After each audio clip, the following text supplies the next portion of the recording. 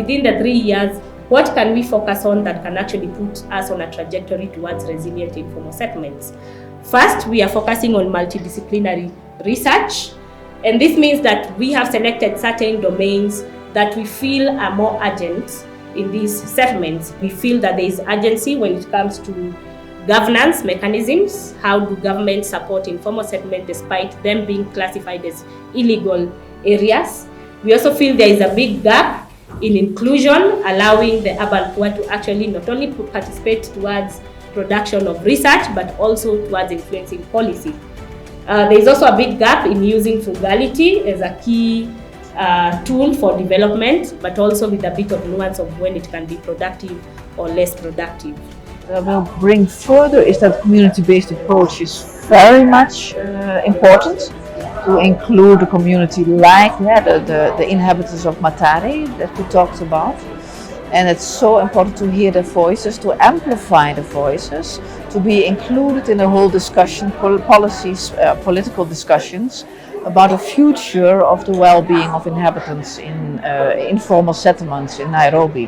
That is always needed to be in collaboration, in co-creation with other partners, like the municipality, like universities, like NGOs. So all together we have to work on it. But then the most important topic was then how do you coordinate all these different efforts? We are researchers. To do research is nice, but we have to do research plus action, and I think that's a strong goal, not to remain academic only, but to really do research plus action and plus implementation. My expectation was to understand more on planning and also to understand more on researches that have been done within our community, those we participated and those also done by other people. I'm grateful that we also part of some of the research that has already been done, the digital platform, one of the research, and also the resiliency during the COVID time. I've learned a lot because there are so many things that I've keyed in from the government perspective of how the settlement and development and planning is designed, and also the engagement, for example, for the communities. There is a need to collaborate, to share data.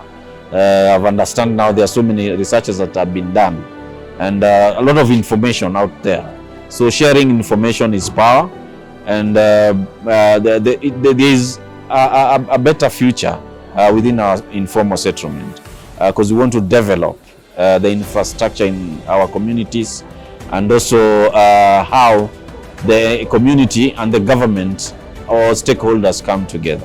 We all agree, number one, we all agree that we need to relook seriously onto how we manage our cities.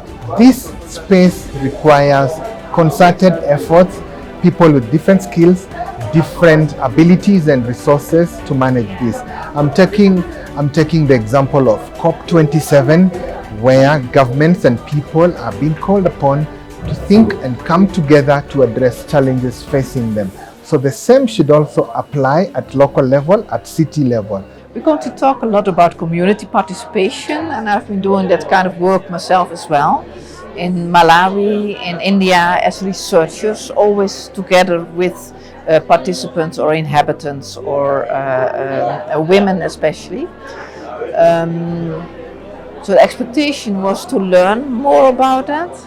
And I learned actually much more than I thought I would have learned. So and I think especially to MSpark, I found that very impressive. What they are doing, taking the initiative to do own research, actions. I think the whole program of the urban program is developing so nicely, also under the leadership of Elsie in Zonko. My expectation is that the program will develop even further, and also including all the different partners, stakeholders, in order to make life indeed much better in the informal settlements in Nairobi. We intend to broaden our networks across cities, so then we can ensure that there is knowledge exchange across these cities. I'm looking forward to the new program, the urban program, and seeing how it is going to help shape thinking through resilience in our city, in our communities. That's a beautiful thing. And if they can co-research and co-create knowledge and information and strategies and solutions and problems, I think that is a way. That is a way to go. That is my way forward, and I'm monitoring this space to see actually that if that is going to happen. If not, we are all in this space. We need to work very hard to understand what works, what does not work, so that we can be able to achieve this objective of planning our cities together.